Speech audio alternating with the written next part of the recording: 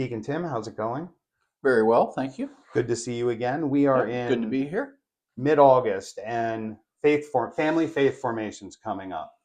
Uh, Last year we started the family model, where the whole family comes together. So tell us what faith formation is first.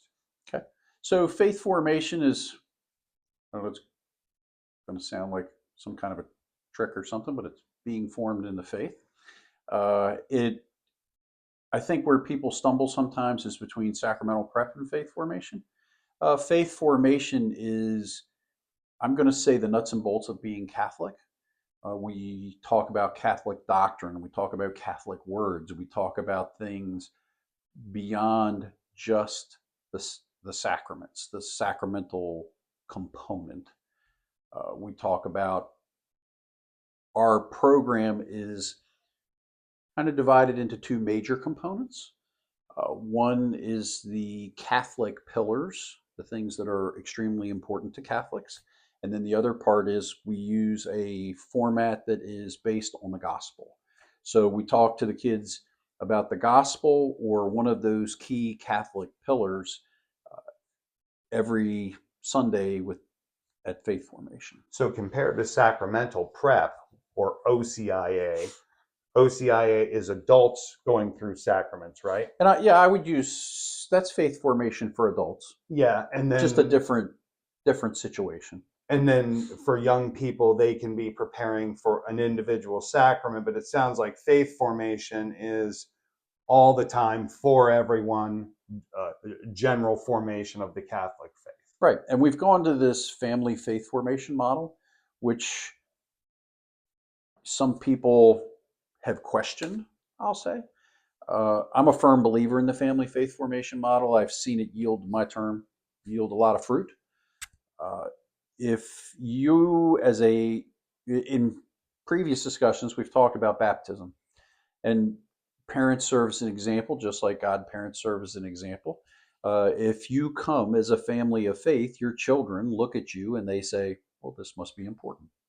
So beyond that, it also gives you access to be able to, one of my other favorite things, as you well know, is get through the messiness of life, right? So Father and I are present at a lot of the faith formation sessions. Sometimes the faith formation sessions invoke feelings in the parents that, ooh, maybe I should do this, or what does this mean? It also allows the catechists and the clergy present are able to help the parents with trying to develop their children at home. So that's your opportunity to say, well, what does this mean at home? Or Susie asked me this question and I really don't know what the answer is. What should I tell them?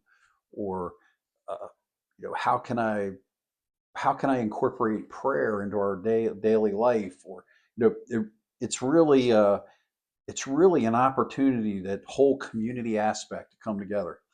The other thing that I've seen is it also develops community, right? Because although sometimes as a parent you feel like you're out there all by yourself, I mean, the reality is kids are kids.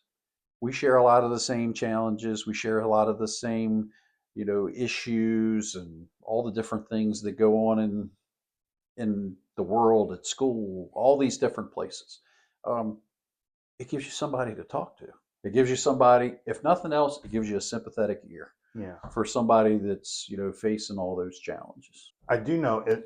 It looked powerful and inspiring when I would, come into the room last year where family faith formation was taking place, and you see whole families sitting at a table doing the activities of the faith together, compared to the old model, which was like school, where the kids are broken up by like first grade, second grade, third grade, fourth grade. And I go, oh my gosh, this is beautiful. This is like dad, mom, and the kids learning the faith. And I can see where, putting myself in that position, let's say one week we're learning about the rosary or divine mercy or something like that. Then to have an opportunity for seeds to be planted for that to come up in the home throughout the week. There was something really powerful and inspiring about witnessing family faith formation unfold. This year, we're going to also add a little something to the curriculum, where the parents are going to be given a take-home book to help them incorporate their faith into their family life every day and answer some of those questions. And it kind of helps to tie that point that you made, the curriculum, to what we're doing at home. So when does faith formation begin? We're at mid-August now. Right. You caught me a little flat, but I believe Catechist Sunday is the 20th of September. And then we start that following week on Sunday.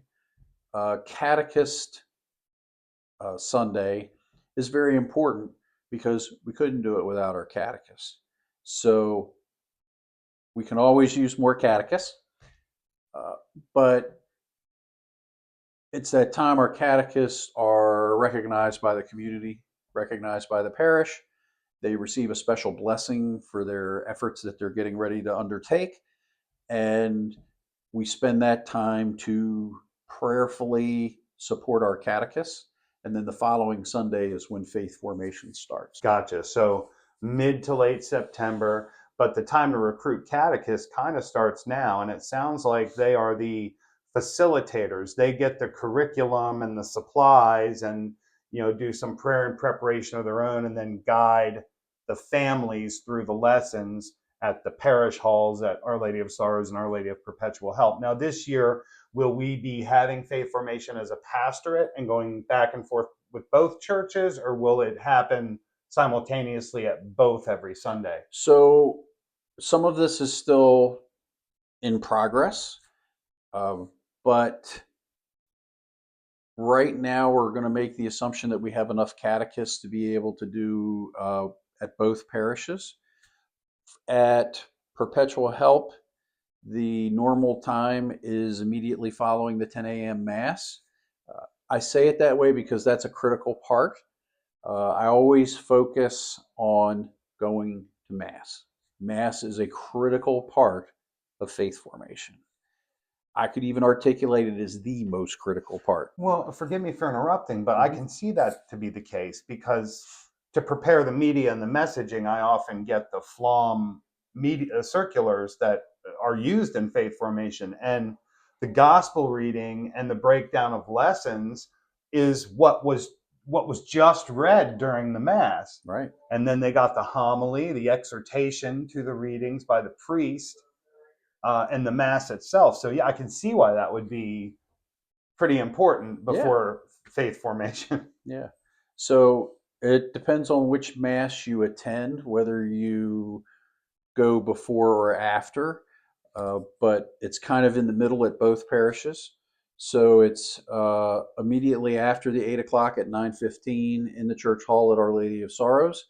At Perpetual Help, it's immediately following the 10 a.m. Mass, basically 11:15, immediately prior to the 12:30 Mass for the Hispanic community. Okay, So that sounds good. So you can make your choice whether you're going to go to Mass and faith formation or faith formation and Mass. But either way, the two complement one another, certainly. And I guess it's 3 times a month, and then there's one time a month where you just get together with the catechists, right? Yes. So we do something called catechist development. So that's the opportunity for the catechist to let me know if there's things that I may not see. Right now, I'm the person serving as the director of faith formation. So if there's some resource they need or something that they think we need to cover that maybe we hadn't anticipated or any kind of problems. But beyond that, it's also a time for the catechists to develop themselves spiritually. So we've talked about the role of godparents and parents in some of our previous discussions. The catechists need that nourishment, if you will, as well. Where we reflect. We do different things, but we generically call it catechist development. We spend a little bit of time on the administrative stuff where they let me know if there's any problems. After that, we